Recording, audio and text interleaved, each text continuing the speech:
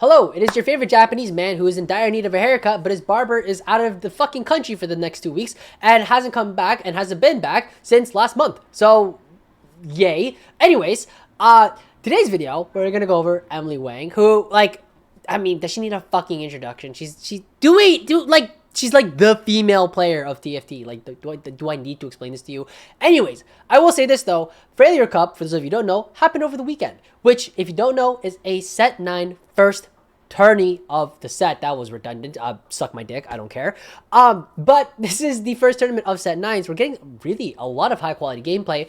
And in today's video, in particular, the VOD that we're going over, we'll be going over a very, very interesting comp that is sort of garnered a lot of traction recently, mostly due to the Chinese innovating yet again another composition. But this is sort of one of the more known more known reroll comps, but nonetheless, we can talk about it a little more because while I did touch upon it a little bit in the previous meta-analysis, there are some things that I would like to update you guys on. Anyways, enough about that. Let's get on to today's video. So here we go. We are inside of Emily Wang's game. This is, again, taken out of the Freljord Cup. I'm pretty sure I talked about that in the intro. And Emily Wang is crushing the opposition. Obviously, we don't have the best of North America participating just yet. These are day 1 and 2. And for those of you who are not in the know, the way that this tournament is structured is that within the snapshots, the top 160 players, the top 32 actually get a bye. So they actually don't have to play days 1 and 2, and they just immediately get thrown into day 3. So these are players like Dish Soap, players like Setsuko, Kuramex, Robin Songs, Goobombs, Pokegum, Soju, Weijin Iverson, a lot of the very well-known names within the TFT competitive scene that we are just not seeing playing within the tourney just yet. But compared to everybody else right now, Emily Wang, who is participating right now, is absolutely crushing the opposition, sitting at a very, very comfortable 42 points. 2 points higher than the second place guy, Lucky, and actually 9 points ahead of 10th place. So she's actually very, very ahead. Doing very, very well. Here we do have a bit of an awkward start with the QSS Slam components, but we also do find a Tristana 2. Kind of interesting. We can definitely lean towards the Tristana reroll comp here. Definitely play around Tristana 2 with the Poppy and the Maokai. Very good job of her, though, to not put this Pop, or rather the Tristana onto her board just in case we get an eco start. We do not. We're given the Rod, and we're given an Ionic Slam from 2-1. Out of our augments here, Buried Treasure, Social Distancing, and Pumping Up. It's Buried Treasures every time. Like Social Distancing, it's alright, but it's gray, so it doesn't really do too much. 1280 AP across your whole board is actually pretty nice, but compared to the power that you can get out of 2 extra components, Social Distancing just doesn't pale in comparison. So we're gonna reroll the middle and the right side here. We don't have to talk about Pumping Up. I mean, no one's taking that shit. And we're given Leech, Harm Assist as well. If this was a realm such as Shuriman Bazaar, Cybernetics actually could be pretty good, but unfortunately we're in the Ionian Dreaming Pool, so that is not going to be an option here, and Buried Treasure is going to be our augment of choice. Now, before we take this augment though, again, we're in Ionia. We're in the Dreaming Pool. So what she should do in this spot is evaluate her board real quick and see if there's any 2 costs in particular that she wants to try and tailor her board for. As we can see right now, she has a Renekton, Jin Pair, Malzahar, Poppy, Maokai, Tristana 2, like nothing that great here. And as we've seen with the augments, we didn't hit an augment that really tailors us towards the Tristana board. Don't really want to be playing that combo unless we hit something like Golden Ticket. So really not that great of an option here. So definitely Tristana reroll is not something we want to think about, especially with the item slams that we're given. Definitely leading towards an Ionic Slam Spark. So Ionic Spark Slam. Sorry, I got that shit backwards. So, you know, I mean, it's probably going to be in a 0 Lux game. We're probably leaning AP. That's going to be the default for now. So definitely not going to be thinking about tailoring for anything within that direction. So this means now, instead of Tristana, Poppy, and Maokai, we want to think about, okay, a 0 Lux, what units do we want out of here? And out of all of those units, the only good one here is really the Shurima Talia. So getting the Talia, getting that Shurima early online is sort of the best way to go about it. Unfortunately, though, just based off the units that we're given, it's really difficult to tailor our board for specifically a Talia. The best case scenario here would be to be honest with you, I don't even think I would play Shurima from this position, at least right now. I would probably put double Jin on my board and pray we hit the set, and then we'll just work from there, and then pray we hit the Irelia in the next shop and try to play into Ionia, and then maybe try to play into Challengers. That would be my strategy from this point. Again, whenever you're given a free unit, a free opportunity, you want to try to play into it as much as possible. You could also actually tailor for a Kassadin as well. You could put in the Bastions and then just get a Kassadin for free. Maybe play a Void Opener and try to strongboard it early, but again, we don't have any upgrades except for the Tristana 2, so it's a little difficult to say though.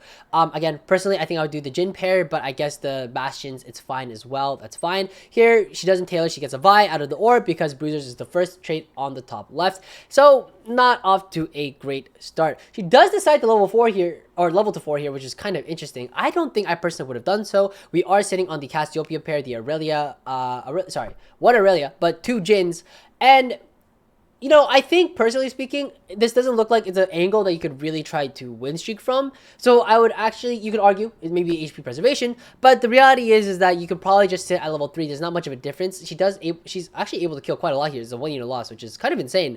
But you do want to definitely pick up the Talia here and try to play around the Shurima and then play around the Azir Lux. Selling Talia is very, very good here. We are given a very early Akshan, though. Definitely want to switch that out instead of a Tristana 2, because Tristana 2, especially without Gunners, is kind of a fake unit. You could have maybe played the Bruisers here with the Tristana as well, but if we're able to lean into a better direction for our board, we should probably do that here without losing too much power. So yes, even though the Tristana Jinx pair would have been a little better, it would have forced us to lean a little more towards Gunners and Bastions, or like Gunner Flex or whatever, and Gunner Flex just isn't that great at the moment. It can be a decent top 4 board if you can high roll the Zeri-2 Urgot-2 very, very early, but it's very, very unlikely, especially if you're going to plan to roll down on 4-1 like most people are during this level 7 meta.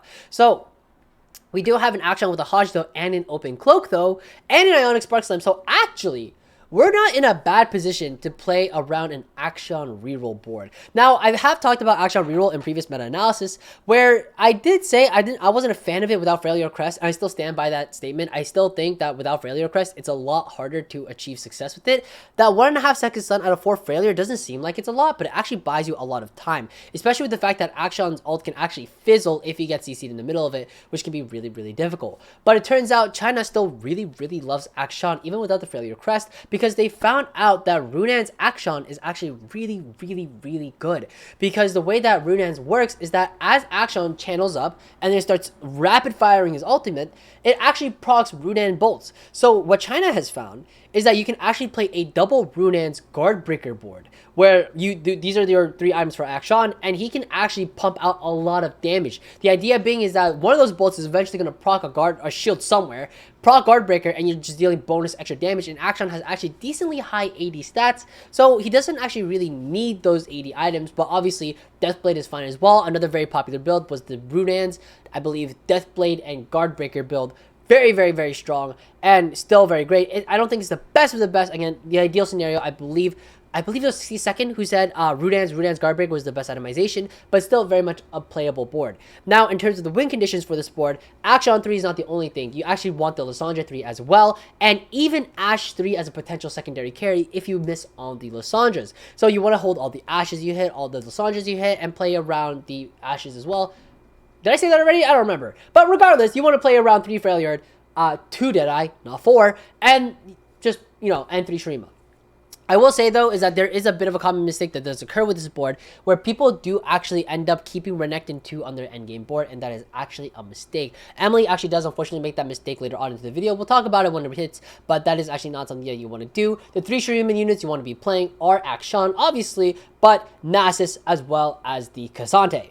K'Sante, for very obvious reasons, that unit is fucking stupid. But on top of that, you have Nasus, which is a very, very strong 2-star 4 cost that if you manage to find it, you should definitely play it over a 2-star 1 cost. But on top of that, yes, it does give Bruiser for your Sejuani in the late game, but that little extra HP buff does nothing compared to the fact that Renekton's literally just a trait bot, doesn't provide anything to the board, and quite honestly, Nasus steals stats. So he's actually sundering the opponents I believe he sunders the opponents for you. It's not by a large margin, but that's definitely doing more than just a simple Renekton on your board. I can also check real quick, but I believe Nasus, let me just check here on my right-hand monitor. He steals maximum HP, AD, armor, and MR from the nearest 4 to 5 enemies, actually, depending if you have 1-star or 2-star. Everybody on the board if you get him to 3-star, but I mean, that's very unlikely. But nonetheless, he does steal a little bit of armor and MR, so it's a little bit of an extra boost in the power that you're getting out of the Akshan, so definitely want to play Nasus over Renekton on your endgame board. Here are 3-2 augments, Tanny Grab Bag, Healing Orbs, and Pandora's items. Now, We do have 0 components on our bench, so it's definitely not Pandora's. Healing Orb is actually kind of okay within the Action Reroll board. The idea being is that Action is going to just keep destroying everything and just keeps the front line alive by keep proccing the Healing Orbs for your Sejuani, for units like your Shen, units like Nasus, units like Cassandre. It's really, really nice to have. It is a great Healing Orb though, and 8 gold is 8 gold along with a random component. Components are very nice, as well as the Magnetic Remover, but from this spot, I would actually take Healing Orb. I think this is where I would lead. 8 gold is nice. It does give us a little bit of extra tempo, but from this spot, she actually decides, oh, Tiny Titans. Tiny Titans is very good. Tiny Titans is really, really good. So here's the thing. With Action Reroll, you sort of find yourself in this bit of a predicament, and I can show you here right now. With the board, when it comes to Action Reroll, we are typically sitting on a board that looks something along the lines of, it's probably something like this. Right, where we have this, and then we have this as our board at level 7, and then the Shen as well for Invoker. This is your very typical Action Reroll board, and you probably want to space your units out a little bit like this. Lysandra in the 2nd row. Again, I've talked about this in previous videos. Goobums like to put him in 3rd row. No idea why. Lysandra is a 2 range hex unit, so I don't think she's 3rd row ever. I think she's 2nd row. And her actual BIS is, from what I understand, it is JG Hodge Ionic Spark. Obviously, we can look into the stats and you can rebuttal me. That's okay. I'm a little lazy right now, though. But ideally, again, 3-star this and you want to 3-star this. But there's a problem with this board. And the problem is that you're going to be sitting on Action 2, Lysandra 2 for a while. And this is sort of like, it's stable, but you start to bleed pretty quickly. Actually, I apologize. It's supposed to be Morello, and I believe this is JG. Yeah, I believe that's correct. And then Guard Breaker. Yep, there you go. This is your ideal board during level 7. And you're going to be staying 7 for a while because you're going to be re-rolling on 7. You could also push to 8 and then roll from there. That's from a very high roll position. Not very likely in most cases. Usually, what ends up happening is that you'll end up hitting a 3-star out of one of these at level 7, and then you just end up pushing level, because unless you're very close to the other one, it makes no sense to stay at level 7. You might as well just push 8. Tekken, a very useful unit. Anything that's like a Bastion, something like this, is always really nice. You also can remove this now. You don't really need that anymore, and then you can actually Tekken to the Scion here. And actually, for bonus points, if you really wanted to, you could even not do that, and then you can actually play the Aatrox instead, which is really strong on this board, because you do actually get the Darken passive, which is super nice, basically giving your Action some Omnivamp whenever this Aatrox dies and the Darken Blade lands onto him. It might take a little while to get there, but nonetheless, it does boost your Action stats in the end, which is really great to have. But this is, again, the ideal level 8 board, which is why you don't really want to be playing around that Renekton. You want to be pecking into that Nasus eventually, because if you're stuck on this Renekton here, if you do that here, then you're stuck with 3 Shurima, which is kind of okay, but it's kind of awkward. You definitely, like, why would you play Renekton if you can play Nasus 2 from the spot? You know what I mean? So, not the greatest. Anyways, moving on. You are stuck. Again, let's talk about the augments, right? She does hit Tiny Titan here, and it's great because usually when you're here, this board is stable until about 4 or 5, and then you start to fall off, which is not great. If you have BIS Action, though, this actually stabilizes you until about 5-1 from my experience, which is really nice to see. But that's, you know, assuming everything's 2-starred and you're chilling for a while. So, Tiny Titans is great because she basically gets to roll at 7 for free, and she doesn't have to worry too much about her HP here. And even though, yes, she does have a large advantage at the moment, she knows she's going to start to plateau at a certain point once she sort of upgrades everything, and she's just waiting for her 3-stars, right? So here in this spot, very smart decision to probably take Tiny Titans in this spot. You do have Tiny Crabback as well on the left side. I hope she takes, yep, good job. Takes Tiny Titans, really smart decision.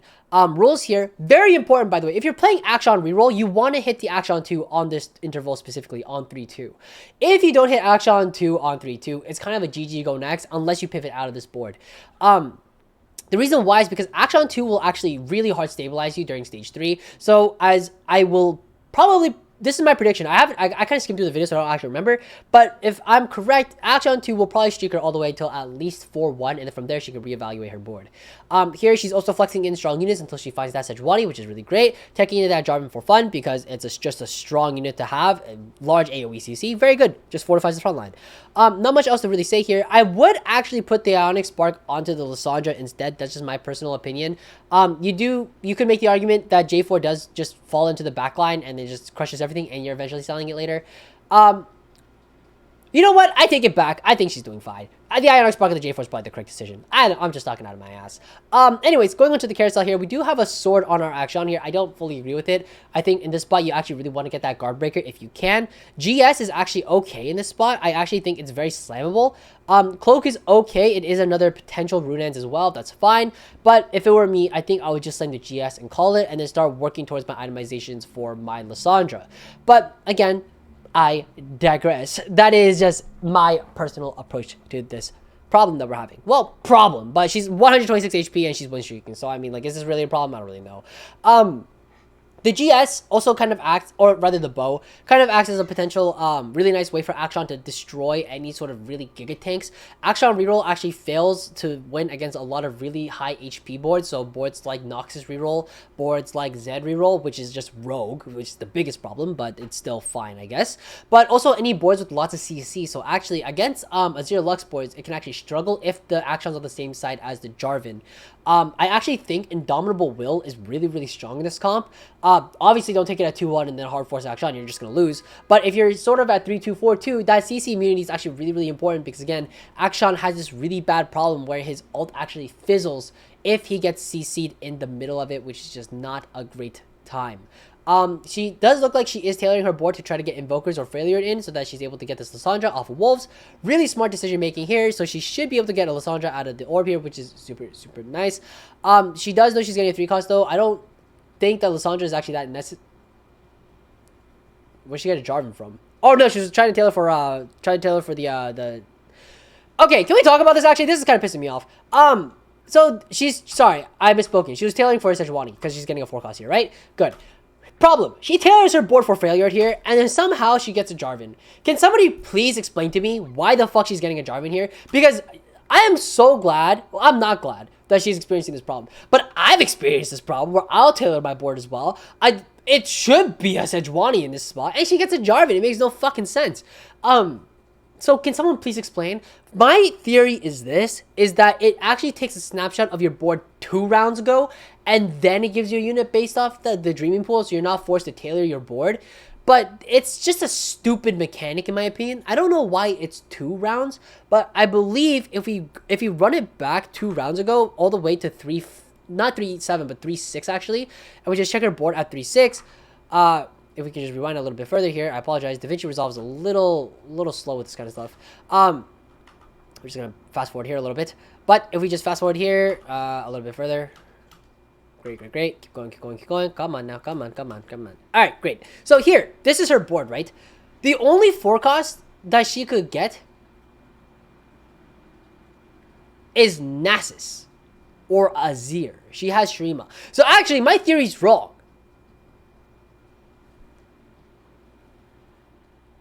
Hello, America Explain? Like, what the fuck is this? This is why I don't like the Dreaming Pool. I used to like it because I thought it was a very high skill expressive like realm, because it's like, oh, if you know to tailor your board, you're paying attention, you will be rewarded, which is great. I think that's a great mechanic to have. But then she gets a Jarvan out of the Dreaming Pool here at 4-1, and it's like, what the fuck? I'm playing at a regular speed, so we don't have the weird stuttering going on in the background, but like, Mort Dog, please. Like, what the, like, what is this? Like, she gets a Jarvan here. This is so fucking weird.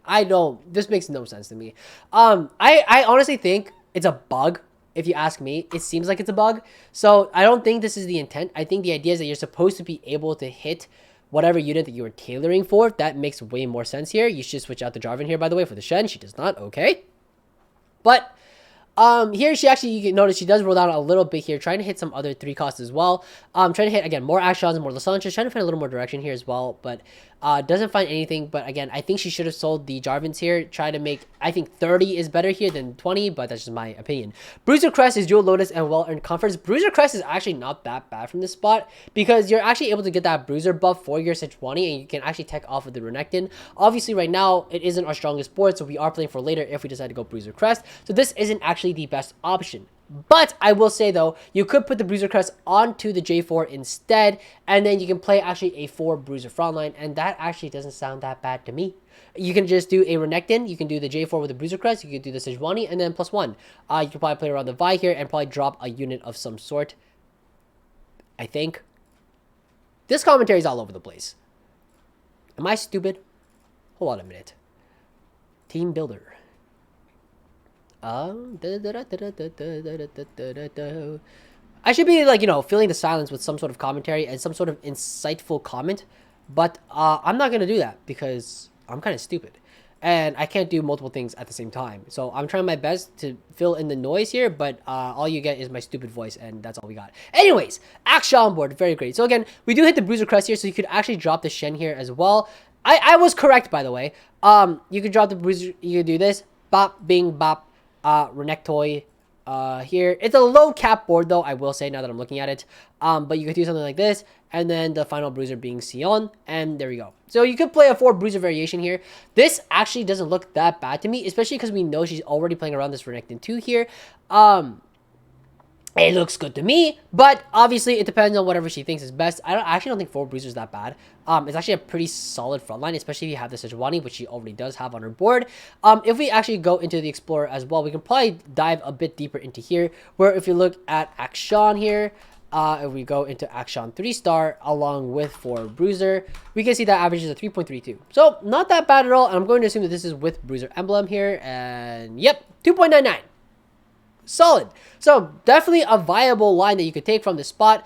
I'm glad I wasn't talking out of my ass because I feel like this commentary is all over the place, but glad to see that I'm correct. But Jewel Lotus is also very, very nice to take here. And World Conference, I mean, it's all right. But like, obviously, I would have kept the Bruiser Crest as an open option here. Shurima Crest is okay. You can Shurima Crest your Lysandra here and try to play around 5 Shurima, but the Lysandra is unfortunately unitemized, so this probably isn't the best case scenario. If you do have a Shurima Crest plus 3 items on the Lysandra, your Lysandra will actually ascend over your Akshan. I don't fucking know why. I experienced that once in my games. That was kind of weird. But I'm not going to lie. Shurima Lysandra kind of fucking hits. That shit hits like a truck. So obviously we do have Jewel Lotus here as well, which is actually a very interesting option here because we don't have any crit for our Akshan. So what we could actually do here is we could take Jewel Lotus here and then go Hodge Runan's Deathblade, which is A1 with fucking Jewel Lotus. That's some fucking steak sauce, baby. So definitely Jewel Lotus is an option from this position. So I think it's definitely what she's considering as well. And it also works very, very nicely with Lysandra here.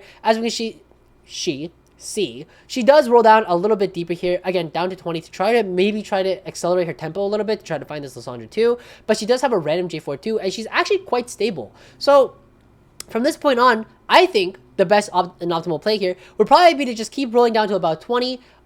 If you just try to find that one extra Lysandra, give you a reason to just send it down to 0.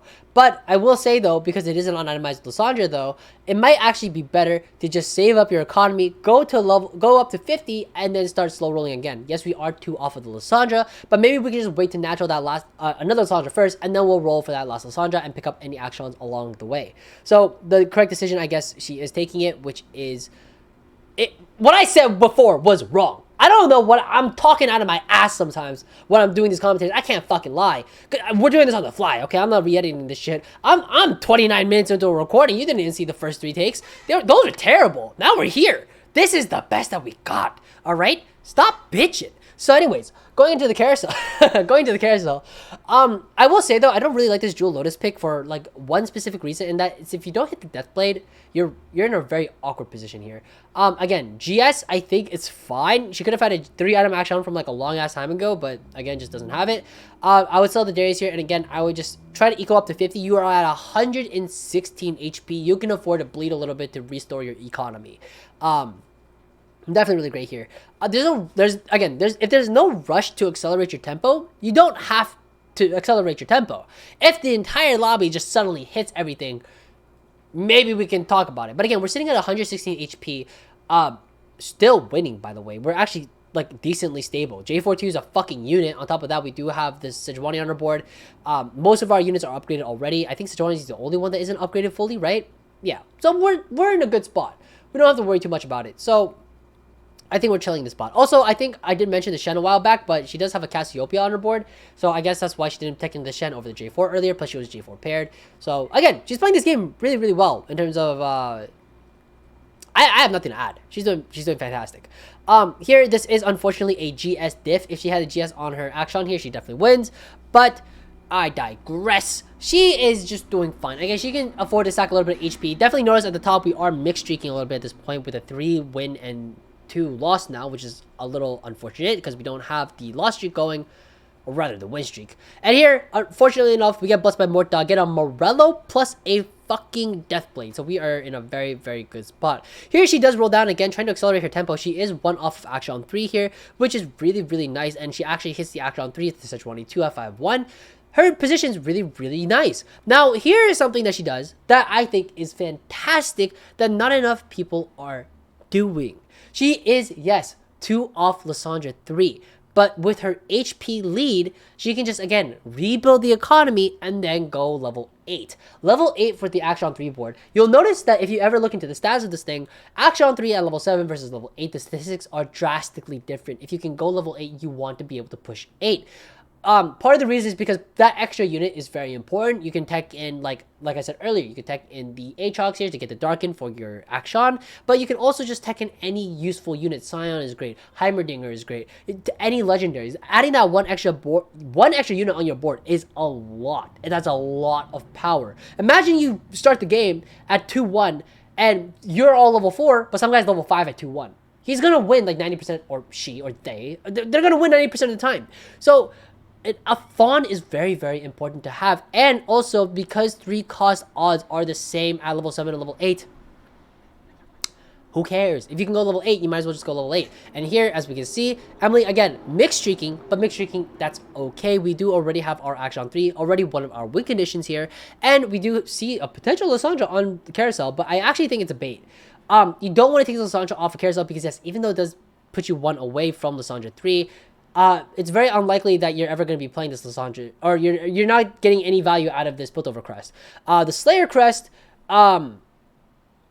gonna be honest, it's hard to garner value out of it, but if you hit that Aatrox later, you can definitely make value out of it. So I actually think the Slayer crest was the correct option here. Eventually, you want to tech this Renekton off your board, play into the Nasus instead, play into the Aatrox, and there's your 2 Slayer. Super great. You can also, depending on the way that things go, I actually think that Slayer crest on this Lysandra was actually more of the correct call rather than on the Ashe, because you might eventually hit, it basically gives you a 3-item Lysandra pretty quickly, because we are going into neutrals at 5-7 in 2 rounds. But on top of that, once we hit that Aatrox, we just have a 3-item very useful Lysandra. Plus, on top of the fact that we can always remove the emblem if we think it's not putting in enough work, because we do have the Mana Remover on bench. But these are very nitpicky details. She's doing a fantastic job. Levels to 8 here as well. Super, super nice. And she showing with a really strong board. She techs in the Shen for the Bastion and the Invoker. You know, 2 off Lysandra 3, really, really nice. Probably on 6-1, if we can roll down for that Lysandra 3, we probably will. At this point, we are definitely falling behind the pace of the lobby, and we definitely want to hit this Lysandra 3 now if we want to stay on top of the pace. Level 9 is probably not much of an option at this point, because saving up to go 9 doesn't really make sense, especially if we're still sitting on that Shen 1 on our board. We do want that Shen 2. We still want the Nasuses as well. Hit the Cassante pair as well, which is something that we want to consider playing into. We hit the, I believe, Shen pair and the extra Lysandra. Really shit items, by the way, from the anvil. None of those are really that useful. Hits the Cassante 2. Really, really great. Sitting at 10 and... Shut up! Someone's like spamming their horn outside. Here she actually slams the Zeeks onto the Ashe. I'm gonna rewind the clip. Shut up! Here, sorry, they're honking like a ridiculous amount outside. Welcome to Boston. Here, this is a problem. The Zeeks on the Ashe is really, really bad. This is actually a critical mistake. You want to put this Zeeks Herald on a unit that's a melee unit who's going to walk up. So actually putting the Zeeks Herald on the Renekton is a lot better. Significantly better. Because like I said before, I said this 2 times, I think 3 times at this point, maybe even 4. I'm a fucking broken record sometimes. But the Action hates CC. He gets CC in the middle of his channel, you lose a lot of value, a lot of damage, a lot of DPS. So you really don't want to clump whenever you can. So getting the Ziggs Herald on the Renekton, who's going to eventually move up anyways, and isolate the Action by himself in a single corner is definitely way, way better than putting this Ziggs on this Ashe here. Because now if the opponent decides to play something like J4, we're going to have a terrible time. Even Yasuo. Even going into a Yasuo without an RC, it's a terrible time, because it's just gonna go, yeah, see, double CCs here, Action can't do jack shit. I mean, the fight wasn't even close, but you get the point. Like, it's not great. Here we see that she gets the Nasus here, which is great, finds the Aatrox, doesn't pick them up. This really pissed me off when I was watching this.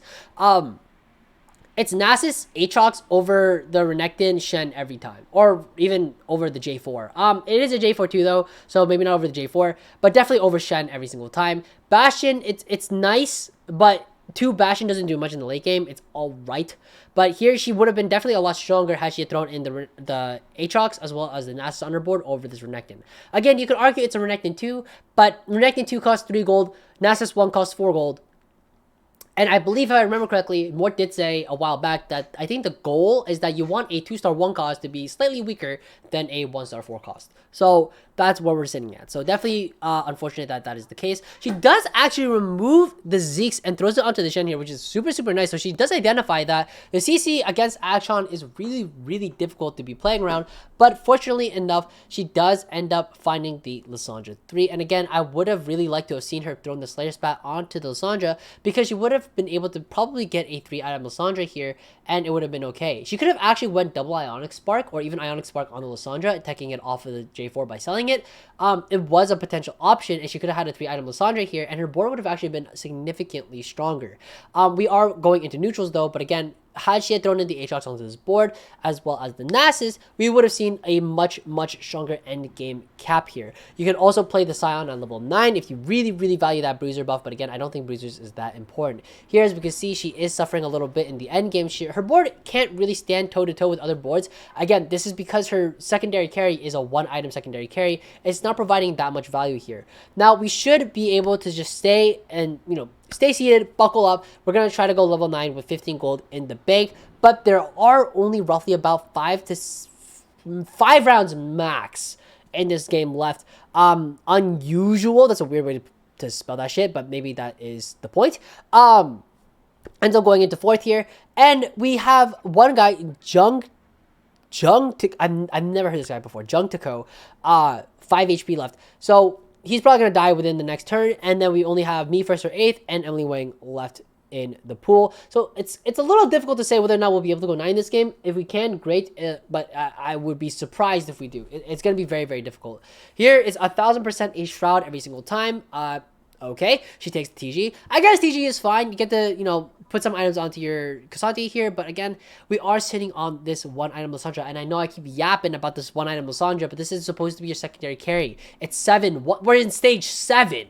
She should have 3 items by this point. She should have had 3 items like 2 stages ago, well, 1 stage ago. Here she takes out the other dude here, so she's able to go and secure a top 2. But this me first or 8th guy is win streaking with a very, very strong 6 Challenger, 3 Ionia board with Heimer 2, Belvet 2 with a GA.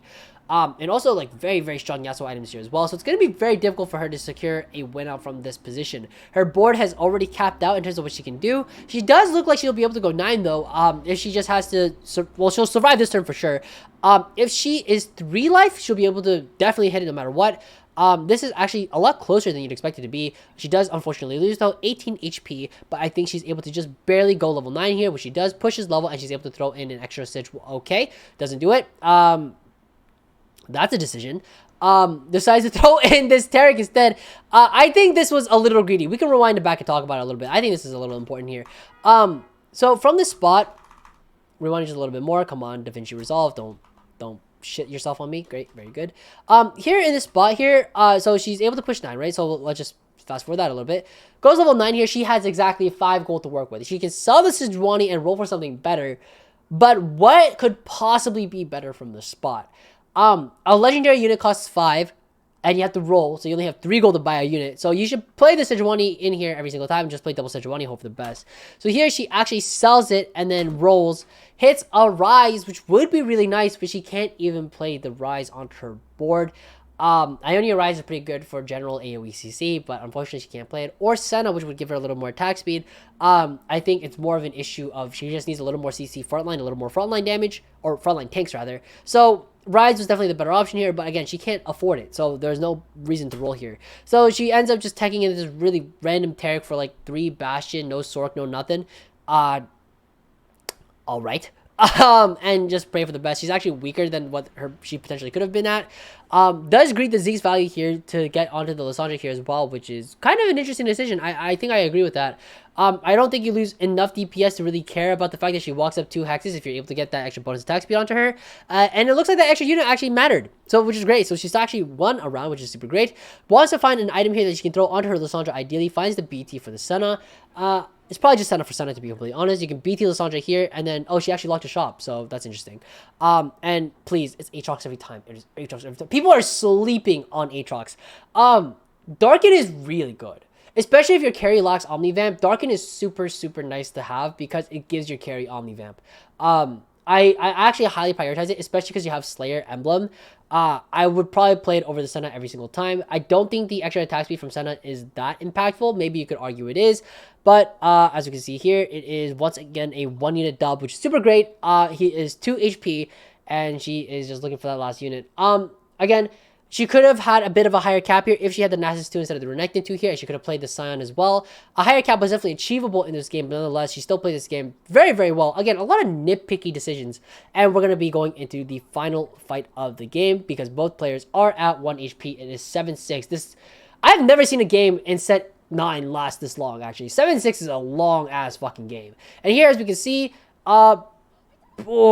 barely makes it, and there it is a dub. So she actually is able to secure the first place with Action Reroll. Really, really great play overall. Like, terrific stuff. Again, very, very small nitpicky stuff. The Nasus over the Renekton, the Shen over the J4 at that one certain point, but I mean, and the Zeke's on the Ashe. But besides that, very beautifully played, very well done, and I hope to see Emily Wang completely demolish and continue to smash the opposition in the upcoming days of the tournament. I hope this was helpful. Take care, guys, and happy climbing.